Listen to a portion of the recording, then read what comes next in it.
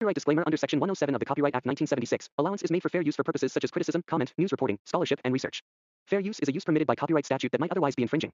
Non-profit, educational, or personal use tips the balance in favor of fair use.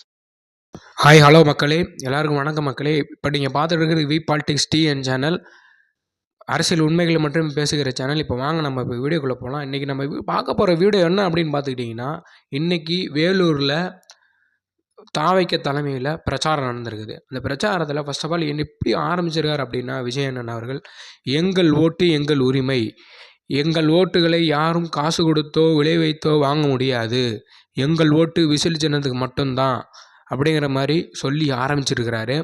அண்ணன் விஜய் அவர்கள் அவர் கொடுத்த ஒரு வாக்குறுதி என்ன அப்படின்னா, டிவிக்கே ஆட்சி அமைந்தால், அது என்ன அமைஞ்சா அமையும், மக்கள் அமைய வைப்பாங்க 2026. டிவிக்கே ஆட்சி அமைந்தால் சட்ட ஒழுங்கு கண்டிப்பாக நல்ல விதமாக சட்ட ஒழுங்கு கண்டிப்பாக கண்டிப்புடன் இருக்கும் அப்படிங்கிற மாதிரி சொல்லியிருக்கிறாரு. டிவிக்கு ஆட்சி அமைந்தால் ஒவ்வொரு மாவட்டத்திலும், ஒவ்வொரு கிராமத்திலும், ஒவ்வொரு பஞ்சாயத்திலும் உள்ள மக்களிடையே நேரில் சென்று நிறை குறைகளை கேட்டறிந்து அதன்படியே நடைமுறைப்படுத்துவேன் அப்படிங்கிற மாதிரி சொல்லியிருக்கிறாரு. கண்டிப்பாக அவர் உண்மையாக பண்ணுவார். இது பண்ணுவாங்கன்னு மக்களுக்கும் நல்லாவே தெரியும். சட்ட ஒழுங்கு சீர்கேடு ஏற்கனவே இவங்க ஆட்சியில் நிலைகுலைந்து போய் கிடக்குது. இது உண்மையாலுமே நடந்துக்கிட்டு இருக்குது. திமுக ஆட்சியில் மட்டும்தான் இது நடக்குது. சட்ட ஒழுங்கு சரியில்லை. இது உண்மையாலுமே நடந்துக்கிட்டு இருக்குது. மக்களும் பார்த்துக்கிட்டு தான் இருக்கிறாங்க. தக்க பதிலடி கொடுப்பாங்க 2026. கொடுத்தே ஆகணும். 2026 கொடுப்பாங்க. அடுத்ததாக பார்த்தீங்க அப்படின்னா, இந்த விஜய் ஊழல் பண்ண மாட்டான், அது ஏற்கனவே சொல்லிட்டாரு. இந்த விஜய் ஊழலுக்கான அரசியல் பண்ணலை, லஞ்சம் வாங்க மாட்டான், அதுக்கான அவசியம் இல்லைன்னு ஏற்கனவே சொல்லிட்டார். இதுலேயும் திருப்திகரமாக சத்தியமாக பயங்கரமாக ஒரு சத்தியமாக மக்கள் முன்னாடி சொல்லியிருக்கிறாரு. ஏற்கனவே சொன்ன மாதிரி தான் இப்பயும் சொல்லியிருக்கிறாரு. ரெண்டே பேர்த்துக்கு நடுவில் தான் போட்டியே, டிவிக்கே வெஸ் டிஎம்கே. அது இயல்பு நிலைக்கே வந்துடுச்சு. மக்களும் சொல்ல ஆரம்பித்தாங்க, டிவிக்கு ரெண்டு பேருக்கு நடுவில் தான் போட்டியே, டிவிக்கே வெஸ் டிஎம்கே அப்படிங்கிற மாதிரி இயல்பு நிலைக்கு வந்துடுச்சு. டிவிக்கே வெஸ் டிஎம்கே அப்படிங்கிற மாதிரி வந்துடுச்சு. எதிர்கட்சியை உருவாகிட்டு இருக்குது நம்ம டிவிக்கு. வருங்கால முதலமைச்சர் அவர்கள் விஜயா தான் இருப்பார். இப்போ இவர் ஒரு உருட்டிகிட்டு இருக்கிறாரு. என்ன அப்படின்னா, இப்போ நடந்துகிட்டு இருக்குது ஸ்டேட் எலெக்ஷன், சென்ட்ரல் எலெக்ஷன் கிடையாது. இவர் சமீபமாக ஒரு உருட்டிகிட்டு இருக்கிறாங்க. டெல்லிக்கும் ஸ்டேட்டுக்கும் தான் நடக்குது, டெல்லிக்கும் என்டிக்கும் தான் நடக்குது அப்படிங்கிற மாதிரி பெரிய உருட்டுன்னு பால் டப்பா ஊட்டிகிட்டு இருக்கிறாங்க. இது ரொம்ப ரொம்ப ஒரு காமெடியான ஒரு விஷயமா இருக்குது. இதில் வேற தமிழ்நாடு சூப்பர் ஸ்டார் தமிழ்நாடு அப்படிங்கிற மாதிரி சொல்லிகிட்டு இருக்கிறாங்க. பெண்கள் ரொம்ப பயங்கரமான பாதுகாப்பாக இருக்கிறாங்க, எந்த ஒரு அசம்பாவிதமும் நடக்கலை அப்படிங்கிற மாதிரி ரொம்ப ஒரு பேசிகிட்டு இருக்கிறாரு திரு முதலமைச்சர் அவர்கள், மு.க. ஸ்டாலின் அவர்கள் பேசிகிட்டு இருக்கிறாரு. இது சட்ட ஒழுங்கு ஏற்கனவே சீர்குலைஞ்சு போய் கிடக்குது, பெண்கள் பாதுகாப்பு இல்லை, நிறைய பாலியல் குற்றங்கள் நடந்துகிட்டு இருக்குது. இதில் தமிழ்நாடு கெத்தா பயங்கரமாக இருக்குது, யாரும் குறை சொல்ல முடியாத ஆட்சி அப்படிங்கிற மாதிரி சொல்லிகிட்டு இருக்கிறாரு மு.க. ஸ்டாலின் அவர்கள், அதாவது அப்பா அவர்கள் சொல்லிகிட்டு இருக்கிறாரு. அண்ணன் விஜய் அவர்கள் மறுபடியும் இன்னொன்று சொல்லியிருக்காரு. என்ன சொல்லியிருக்காரு அப்படின்னா, ரெண்டு பேருக்கு நடுவில் தான் போட்டி அப்படிங்கிற மாதிரி சொல்லியிருந்தார். ஏற்கனவே சொல்லியிருந்தார், இப்பயும் அதே தான் சொல்லிகிட்டு இருக்காரு. அடுத்ததை பார்த்தீங்க அப்படின்னா, தமிழ்நாட்டு மக்களுக்கும் ஊழலுக்கும் நடக்கிற போர், தமிழ்நாட்டு மக்களுக்கும் முதலமைச்சர் அவர்களுக்கும் நடக்கிற போர், தமிழ்நாட்டு மக்களுக்கும் லஞ்சத்துக்கும் நடக்கிற போர், தமிழ்நாட்டு மக்களுக்கும் நிர்வாகத்தை சரியாக பயன்படுத்த முடியாத, சரியாக பயன்படுத்த தெரியாத, சரியான ஒரு நிலைமைக்கு கொண்டு வராத திமுக ஆட்சிக்கும் நடக்கிற போர். இன்னும் சுருக்கமாக சொல்ல போனால், இந்த விஜய்க்கும் ஸ்டாலினுக்கும் நடக்கிற போர் அப்படிங்கிறது தெளிவாக சொல்லிட்டாரு. தெளிவாக மக்களையே எடுத்து கூறுறாரு, எடுத்து சொல்லிகிட்டு இருக்கிறாரு. இதுக்கடையில் பார்த்தீங்க அப்படின்னா, இவர் என்னமோ இவர் ஒழுங்காக ஆட்சி நடத்துகிற மாதிரி தமிழ்நாடு சட்ட ஒழுங்கு சரியாக இருக்குது, பெண்கள் பாதுகாப்பு சரியாக இருக்குது அப்படிங்கிற மாதிரி தொடர்ந்து சொல்லிக்கிட்டு இருக்கிறாரு. இது முற்றிலும் உண்மை கிடையாது, தொடர்ந்து சொல்லிக்கிட்டு இருக்கிறாரு. அடுத்ததாக பார்த்தீங்க அப்படின்னா, இவர் நடத்துகிற ஆட்சி தான் நல்ல ஆட்சியாக பயங்கரமாக நடத்திருக்காராம், எந்த கொம்பனுக்கும் குறை சொல்ல முடியாத ஆட்சியாக நடத்திருக்கிறாராம் அப்படின்னு நான் சொல்லலை, அண்ணன் விஜய் அவர்கள் சொல்லலை, மக்கள் சொல்லலை, அவர் மட்டும் சொல்லியிருக்கிறார். அவர் மட்டும் தனி உலகத்தில் இருக்கிறார் ஆட்டுக்கு. அது என்னன்னு நமக்கு தெரியல. அவர் மட்டும் தலைவலிகள புலம்பிட்டு இருக்கிறாரு போல. அது என்னன்னு நமக்கு தெரியல. உண்மையாகவே ஒரு நல்ல ஆட்சி நடந்திருந்தது அப்படின்னா 1963ல் அறிஞர் அண்ணா ஆட்சி நல்ல விதமான ஒரு ஆட்சி, லஞ்சம் இல்லாத ஒரு ஆட்சி, ஊழல் இல்லாத ஒரு ஆட்சியாக நடந்திருக்குது. அடுத்தது பார்த்திங்கன்னா காமராஜர் ஆட்சி, அதாவது அறிஞர் அண்ணா ஆட்சிக்கு முன்னாடியே காமராஜர் ஆட்சி நடந்திருக்கு. தூய ஆட்சியாக நடந்துகிட்டு இருக்குது. அடுத்தது பார்த்திங்க அப்படின்னா நம்ம எம்ஜிஆர் அவர்கள் ஆட்சி நல்ல தூய்மையான ஒரு ஆட்சி. அடுத்தபடியாக பார்த்தீங்க அப்படின்னா நம்ம அண்ணன் விஜய் வர 2026 விஜய் அண்ணன் ஆட்சி தூய சக்தி ஆட்சியாக நடக்கும். தீய சக்தி ஆட்சியாக இருக்காது. கண்டிப்பாக இருக்கவே இருக்காது. மக்கள் முக்கியமாக நம்பிக்கிட்டு இருக்கிறாங்க. முக்கியமாக நம்புவாங்க. இது முக்கியமான ஒரு அரசியல் களமாக திகழ்ந்துக்கிட்டு இருக்கு. டிவிக்கு ஒரு தடுக்க முடியாத ஒரு அரசியல் ரீதியாக தடுக்க முடியாத ஒரு சக்தியாக திகழ்ந்து கொண்டு இருக்கிறது டிவிக்கேவை யாராலையும் எதிர்க்க முடியாது. கண்டிப்பாக எதிர்க்குவான அதற்கான வலிமை, இந்த வீழ்த்துறதுக்கான ஒரு சக்தி எந்த ஒரு தீய சக்திக்கும் கிடையாது, எந்த ஒரு கட்சிக்கும் கிடையாது. இதுதான் எப்படின்னு பார்த்தீங்கன்னா, இடையில போகிற போக்கில் ஒரு அடி அண்ணன் சீமானவர்களுக்கு அணில் குஞ்சுகளுக்கு அணில் குஞ்சுகளுக்கு போகும்போது அணில் குஞ்சுகள் கிடையாது, அவங்க ஆமை குஞ்சு.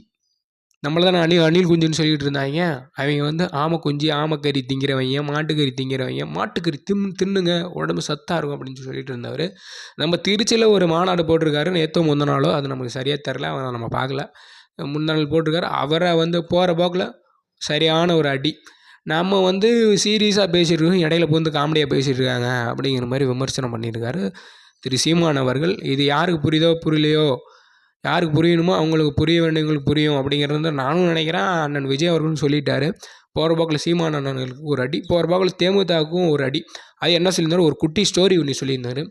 ஜல்லிக்கட்டு காலை குட்டி ஸ்டோரி ஒன்று சொல்லியிருந்தார். அது கண்டிப்பாக டிவிக்கு தொண்டர்களுக்கும் மக்களுக்கும் புரியும், கண்டிப்பாக புரியும்னு நினைக்கிறேன். மறக்காமல் உங்களுக்கு அந்த வீடியோ பார்க்கணும் அப்படின்னா நம்ம டிஸ்கிரிப்ஷன் கீழே கொடுக்குறேன், பார்த்துக்கோங்க. வீடியோ லிங்க்கை கொடுக்குறேன், கிளிக் பண்ணி பார்த்துக்கோங்க.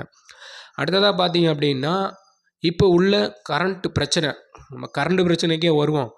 மின்சாரம் அவங்க என்ன சொல்லியிருந்தாங்கன்னா, மாதம் உங்களுக்கு வரும், பில் கட்டணம் வரும், அதை கண்டிப்பாக நாங்கள் பண்ணுவோம் அப்படிங்கிற வாக்குறுதி கொடுத்துருங்க. ஆனால் இப்போ நடந்துகிட்டு இருக்குது என்ன அப்படின்னா, 2 மாதத்துக்கு ஒரு தடவை, 3 மாதத்துக்கு ஒரு தடவை வந்துட்டுருக்கு. அதாவது 100 யூனிட்டுக்குள்ளே வந்தாலே அவங்க கரண்ட் பில்லு கட்டணம் இல்லாத மின்சார வசதி அப்படிங்கிற மாதிரி சொல்லியிருந்தாங்க.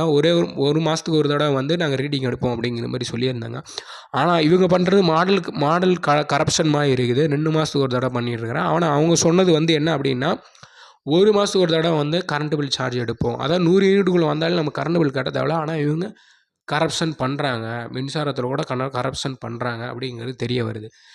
நிறைய ஊரில் பார்த்தீங்க அப்படின்னா பஸ் வசதி கிடையாது. ஏன் உண்மையை சொல்லணுன்னா எங்கள் ஊர்லேயே கிடையாது. அதாவது பெரம்பலூர் மாவட்டம் பிரமதாச கிராமத்தில் இது வரைக்கும் அவங்க கட்சி பிரச்சாரம் நடத்தினப்போ, எங்கள் ஊரில் பிரச்சாரம் நடத்தப்போ அவங்க சொன்ன வாக்குறுதி என்ன அப்படின்னா, நாங்கள் கேட்டதும் அதே தான், எங்களுக்கு பஸ் வசதி கொடுங்க, நல்ல கழிப்பறை வசதி கொடுங்க, போக்குவரத்து சூழல்கள் நல்லா இருக்கணும், ஊர் இன்னும் மேம்படணும், ரோடு வசதி பண்ணி கொடுங்க, சுகாதார வசதி பண்ணி கொடுங்க, ஹாஸ்பிட்டல் வசதி பண்ணி கொடுங்க அப்படிங்கிற மாதிரி கேட்டிருந்தோம். ஆனால் இது வரைக்கும் ஒன்று கூடமே நடக்க கிடையாது, நடக்கவும் நடக்காது. எதாவது இருந்தால் தானே அவங்க சொல்கிறதுக்கு, நடத்தி காட்டுறதுக்கு. பூராமே ஊழல், லஞ்சம், அரசியல் அத்தியாயத்துக்காக இவங்க வந்திருக்கிறாங்க. இதோட இவங்களோட அரசியல் மொத்தமாகவே ஒழிஞ்சு போச்சு, சோழி முடிஞ்சு போச்சு, அவ்வளோதான். 2025 க்ளோஸ். 2026 டிவிகே மட்டும்தான் வரும், தூய சக்தி மட்டும்தான் வரும், தீய சக்தி வராது.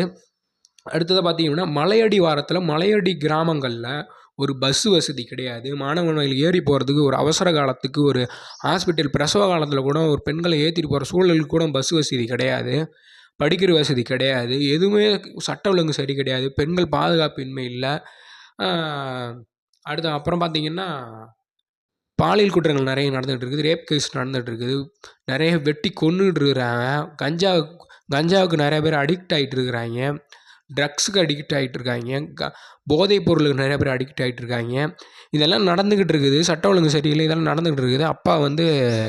அப்பா ரொம்ப பயங்கரமாக பீத்திக்கிறாரு. அப்பா எந்த கொம்பனாலும் குறை சொல்ல முடியாத ஆட்சி அப்படிங்கிற மாதிரி பீத்திக்கிட்டு இருக்கிறாரு அப்பா ஸ்டாலின் அவர்கள், பீத்திட்டு இருக்கிறாரு ஸ்டாலின் அவர்கள். இது இவங்க இதோட லாஸ்ட் என்ன வேணால் பண்ணிட்டோம், இவங்க இதோட லாஸ்ட்டு, அவ்வளோதான். இந்த ஆட்சி இதோட ஒழிஞ்சு போச்சு. 2021 தவிர்க்க முடியாத சூழ்நிலைக்கு மக்கள் ஓட்டு போட்டு கொண்டு வந்து தொலைச்சிட்டாங்க. ஆனால் இவங்க 5 வருட ஆட்சியில் 4.5 லட்சம் கோடி 5.5 லட்சம் கோடி கடன் வாங்கி வச்சுக்கிட்டு போயிட்டாங்க. 4000 கோடி என்ன ஆச்சுன்னு தெரில. மழை வெள்ள நிவாரணத்துக்கு கொடுத்துருந்தாங்க, அதுக்கு என்ன ஆச்சுன்னு யாருக்குமே தெரியல. 4000 கோடி அப்படி சுருட்டிட்டாங்க. சிங்கவர சின்னி அப்படிங்கிற மாதிரி கொண்டு வந்தாங்க, அதுக்கு ஃபண்டு ஒதுக்குனாங்க, அதை என்ன பண்ணாங்கன்னு தெரில. இந்த மாதிரி நிறையா இல்லீகலான ஊழல்கள் நிறைய ஊழல்கள் நடந்துக்கிட்டு இருக்குது.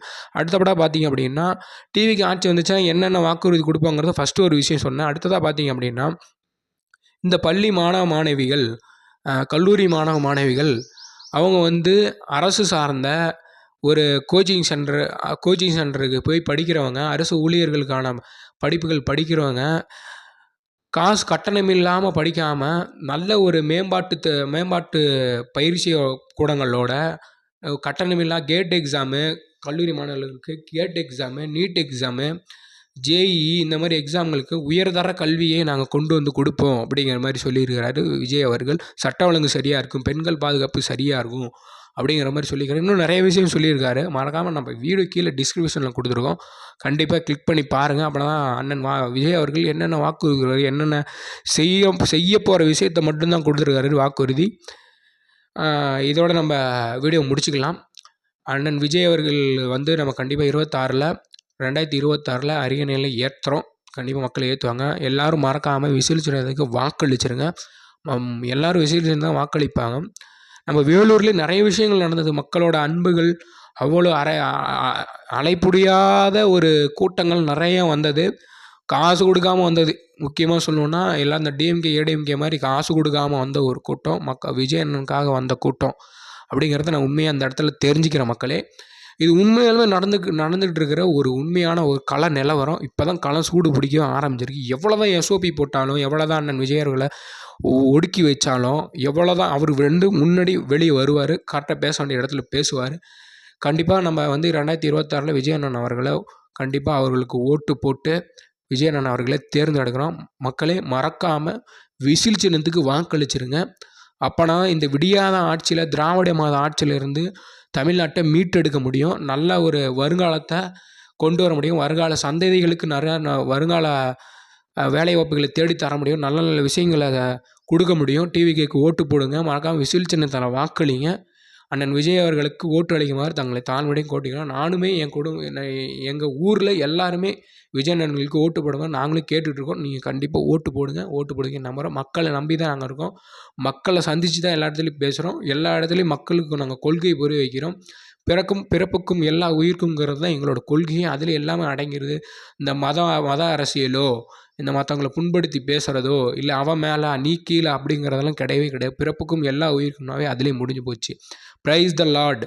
இந்து மதத்துக்கும் முஸ்லீம்களுக்கும் எல்லாத்துக்குமே ஒரு ஒத்துமையான கட்சியாக நம்ம டிவிக்கு விளங்கி கொண்டு இருக்கிறது. இதோட என்னோடய வீடியோ முடிச்சுக்கிறேங்க. மறக்காமல் சப்ஸ்கிரைப் பண்ணிக்கோங்க, பெல் பட்டன் கிளிக் பண்ணிக்கோங்க. அப்படின்னா நம்ம தொடர்ந்து அரசியல் உண்மைகளை பேசுகிற வீடியோ மட்டும் உங்களுக்கு நல்லபடியாக சேரும். தொடர்ந்து சப்போர்ட் கொடுங்க. சப்ஸ்கிரைப் பண்ணிக்கோங்க. வணக்கம் மக்களே.